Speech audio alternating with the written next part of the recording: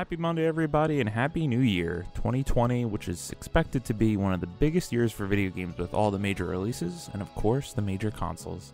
My name is Brandon Rosa, and welcome to another episode of the Xbox in 10 podcast, your weekly source of Xbox gaming news covered in around 10 minutes. Every Monday, this podcast covers new game releases, the previous week's gaming news, and we all learn an Xbox-related fun fact together. This show is on podcast services around the world, so please subscribe on your favorite, tell a friend, and leave a review.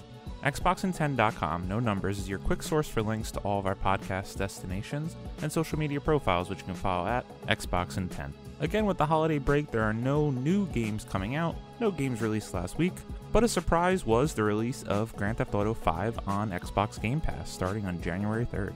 Now on to last week's biggest news stories, and there's a record low of only 3 stories this week. Number 1, PS5 and Xbox Series X GPU and memory specs leak, report says. Joseph Knoop at IGN writes, new information on the alleged specs including GPU or graphics card and memory for the PlayStation 5 and Xbox Series X next-gen consoles has reportedly leaked, offering us possible, albeit unofficial, better look at these two new consoles. According to a lengthy report from Digital Foundry as published by Eurogamer, the PS5 will reportedly feature a 9.2 teraflop GPU. Compare that to the PS4, which featured a theoretical max of 1.84 teraflops. The PS5 will also reportedly feature GDDR6 memory, which is identical to AMD's RX 5700 series Navi cards, if you want to compare it to the world of PC gaming.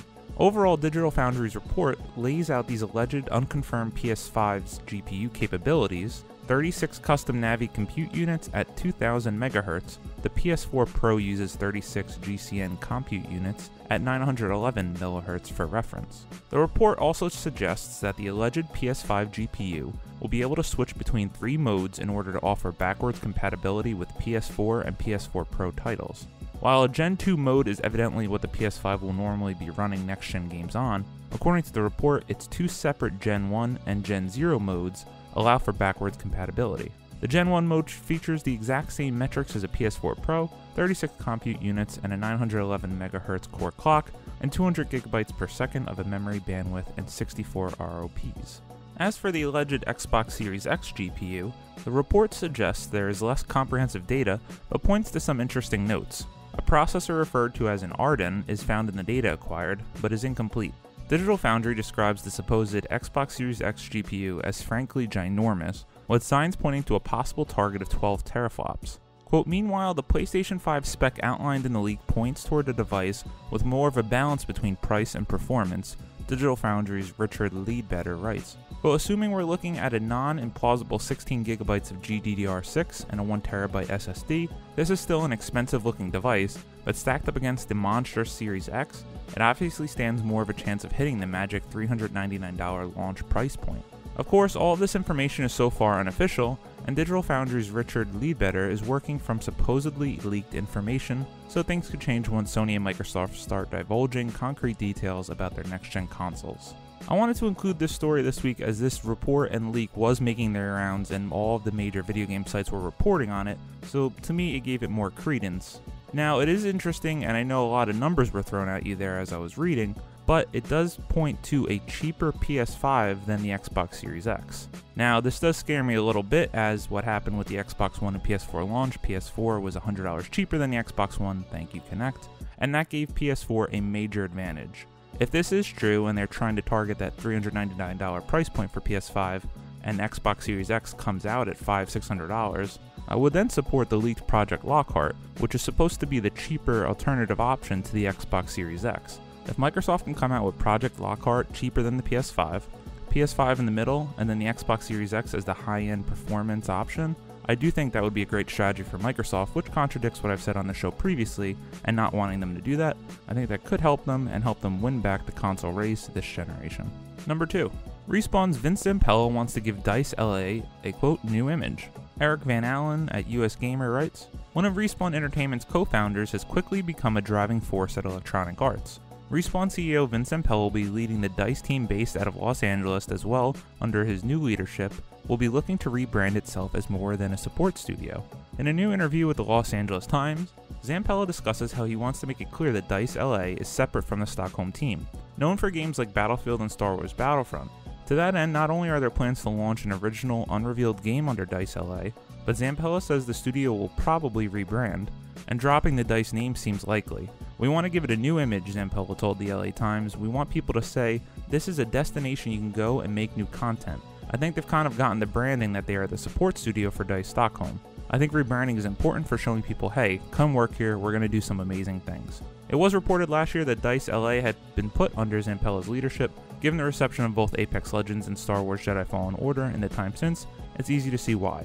Apex has brought in millions of players and become a major battle royale game, even as a late arrival to a tough market, and Fallen Order received positive critical acclaim. Meanwhile, Respawn, the LA Times says Fallen Order leader Stig Amason will continue to direct a narrative branch of the studio, while Apex Legends is being overseen by Chad Greener, an Infinity Ward alum who came over to Respawn with Zampella. Respawn is also working on the Medal of Honor VR game Above and Beyond. Zampella teases that there might be more, but his role has become more of a head coach.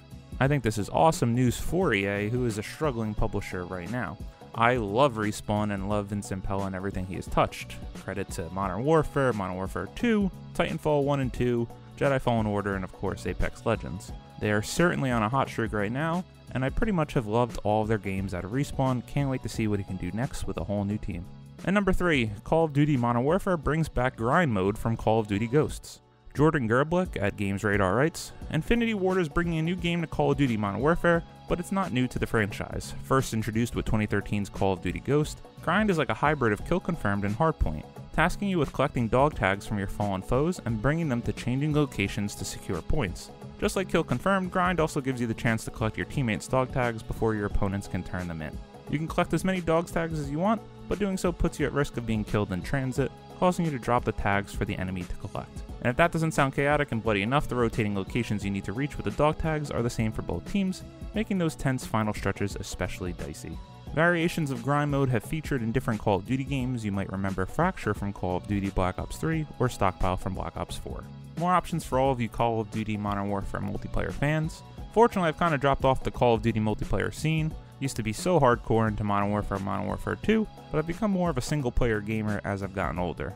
I love the Call of Duty Modern Warfare campaign and cannot recommend it enough if you haven't tried it yet, but all you out there playing multiplayer, enjoy. As always, we end our show with a fun fact about Xbox, and unfortunately this one is not that fun. Written by Phil Varial on Consumerist.com back in 2009, it is about the failure rate of the Xbox 360. Xbox 360 failure rate is 54.2%, Game Informer finds. The Xbox 360 breaks 5 times as often as its closest failure-prone competitor, the PlayStation 3, a print edition only Game Informer survey found. The poorly manufactured Red Ring of Death-prone console has a 54.2% failure rate, compared to the 10.6% for the PS3 and the Wii's 6.8%. If you've ever been an Xbox gamer in the 360 generation, we have all heard of the Red Ring of Deaths. Unfortunately, it only happened to me once and it broke a console, which led me to buy the Xbox Arcade Edition. I don't know why they ever released that. And I do have a story of one of my friends doing the towel trick to fix his Red Ring of Deaths, and it actually worked for a short time. Thank you guys for all listening to another episode of the Xbox in 10 podcast, your weekly source of Xbox gaming news covered in around 10 minutes.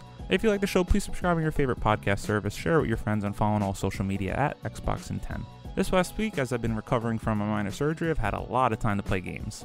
I finished Life is Strange 2 and absolutely adored it again. If you haven't played any of the games in the series, they're all great. I replayed through Halo 4 and played Halo 5 for the first time.